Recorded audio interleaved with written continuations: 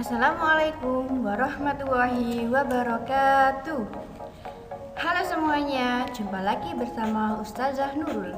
Semoga kalian selalu dalam keadaan sehat walafiat dan terus semangat belajar ya. Nah, di video kali ini kita akan membahas tentang teks eksposisi, yaitu pengertiannya, ciri-cirinya, dan unsur-unsur teks eksposisi.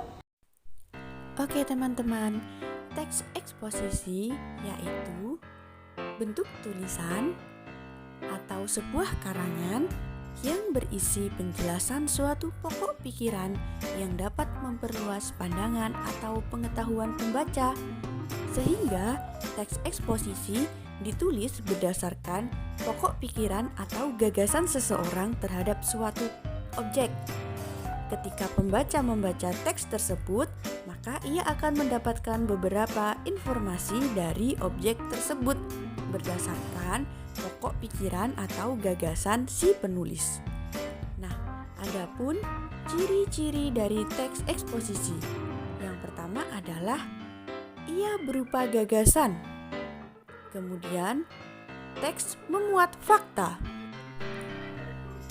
Teks eksposisi bersifat informatif atau memberi informasi, dan yang terakhir adalah gaya penulisan singkat, padat, dan jelas.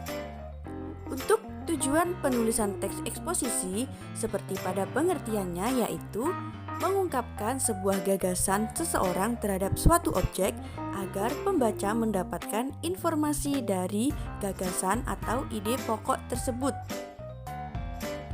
Adapun unsur-unsur dari teks eksposisi. Ada dua unsur teks eksposisi.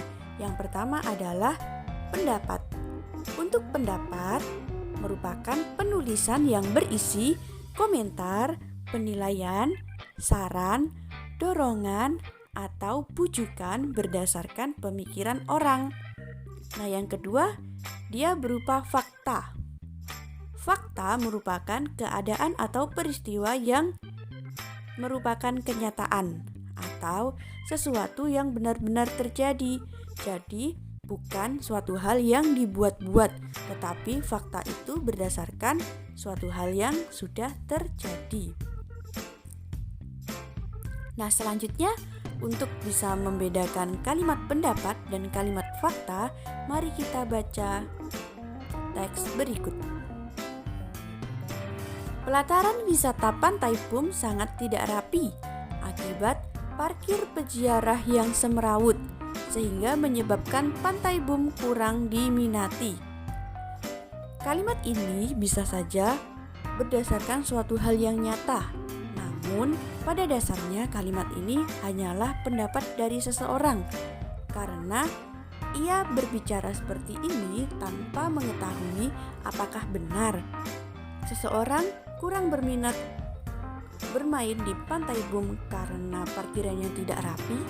Bisa jadi karena pelayanan yang kurang maksimal, atau mungkin karena tempat wisata yang kotor, atau beberapa permainan di wisata Pantai Bum tidak dapat digunakan dengan baik sehingga mereka menjadi kurang nyaman. Adapun contoh dari kalimat fakta.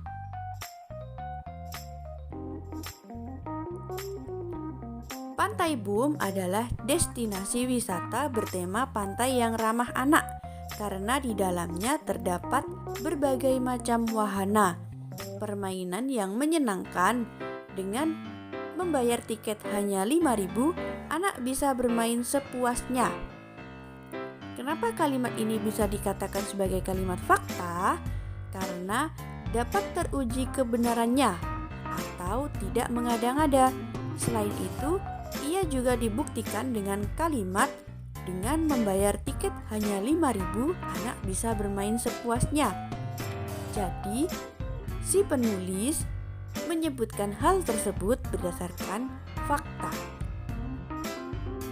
Adapun cara kita menyimpulkan isi dari eksposisi adalah yang pertama, membaca atau mendengarkan teks eksposisi secara seksama.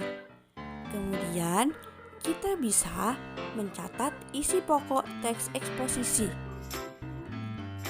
Jadi, penentuan isi pokok informasi berdasarkan gagasan pokok tiap paragraf dalam teks eksposisi. Untuk menyimpulkannya, kita bisa membaca terlebih dahulu teks eksposisi itu, kemudian mencatat isi pokoknya.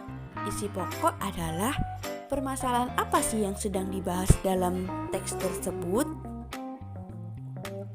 Selanjutnya, kita akan menganalisis suatu teks eksposisi berdasarkan kalimat fakta dan kalimat pendapatnya.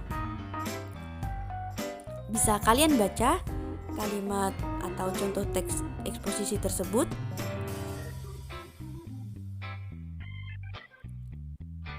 Ya, di mana sih dia yang termasuk kalimat fakta dan kalimat pendapat?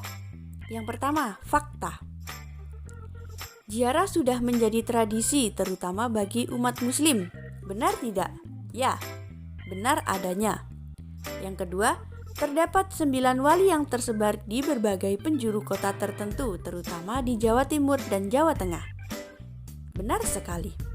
Yang ketiga, peziarah bisa menghabiskan waktunya beberapa hari, bahkan minggu untuk mengunjungi beberapa wali.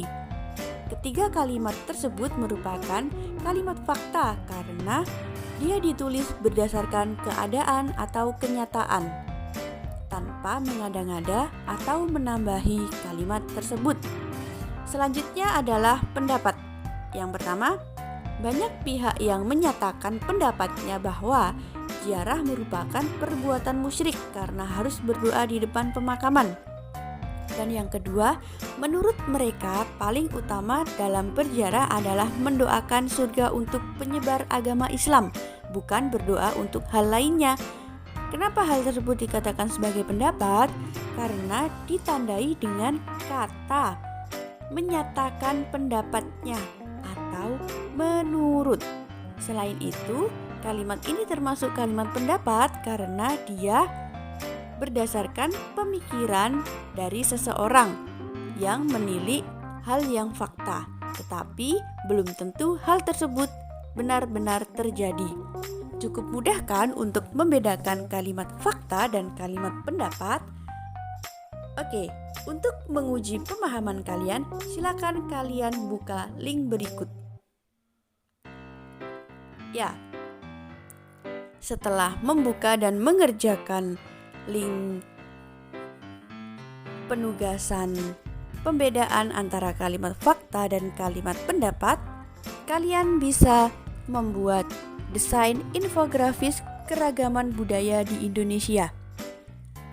Apa sih yang harus kalian buat kontennya? Yang pertama, kalian bisa menggunakan pakaian adat, rumah adat, permainan tradisional, tari tradisional, atau alat musik tradisional.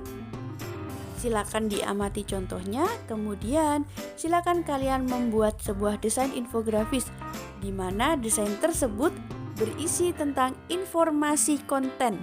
Jadi jika kalian menggunakan pakaian adat, misalnya kalian ingin membuat infografis pakaian adat, maka kalian sebutkan informasi tentang pakaian adat tersebut. Dari mana, filosofinya bagaimana, bentuknya seperti apa.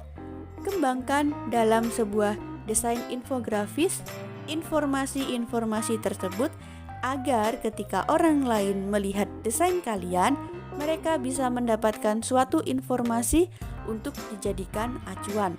Silakan berkreasi, membuat desain infografis, kemudian kirim ke Google Classroom masing-masing. Sekian dari Ustadzah, terima kasih dan wassalamualaikum warahmatullahi wabarakatuh.